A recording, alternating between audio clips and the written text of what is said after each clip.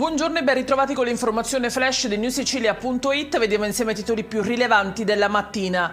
In apertura l'ennesima intimidazione ai membri del Consiglio Comunale di Ravanusa dopo l'attacco all'auto di famiglia del vicepresidente del Consiglio Comunale. Questa volta nel mirino è finito il sindaco, rinvenuto sul muro della sua abitazione un contenitore con un liquido non identificato insieme a 3 bossoli di arma da fuoco e un mazzo di fiori finti.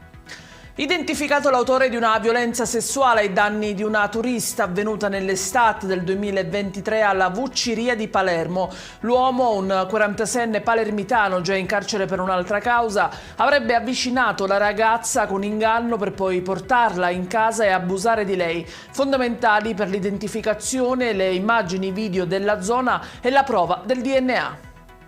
Non ce l'ha fatta Carmelo Barone, l'anziano di 83 anni che lo scorso lunedì sera era rimasto gravemente ferito dopo essere stato investito a Palermo da uno scooter di Poste Italiane in via Miraglio Rizzo. Tra le cause, secondo il presidente dell'8ª circoscrizione Marcello Longo, vi sarebbe la scarsa illuminazione.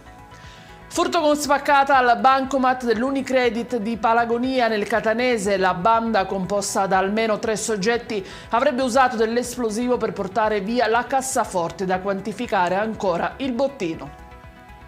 È in chiusura la scoperta a Scicli, nel Ragusano, di una casa esplosiva con all'interno oltre 100 kg di fuochi d'artificio. Denunciati 2 uomini, un 47enne e un 56enne del posto.